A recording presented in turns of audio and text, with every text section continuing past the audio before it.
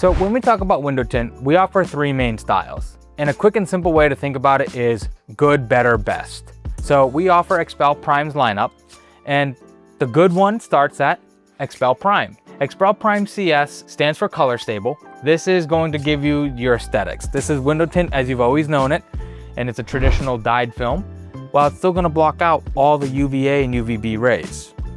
Then we get to the better phase. As we start moving up into these lineups, this is XPEL Prime XR. Internally, we call it XR Black. This is the introduction of ceramic window tint. Now, the difference of ceramic window tint, and the main reason you'd want to consider something like this, is if you were looking for maximizing your comfort as well as aesthetics. XR Black is the perfect balance of comfort and aesthetics. It blocks a good amount of heat while also providing you some of the best looking window tint around. Then we get up to the best. This is going to be the maximum comfort with the best aesthetics. And as you can take a look, it's a multi-layer nano-ceramic technology film, and it blocks up to 98% infrared heat.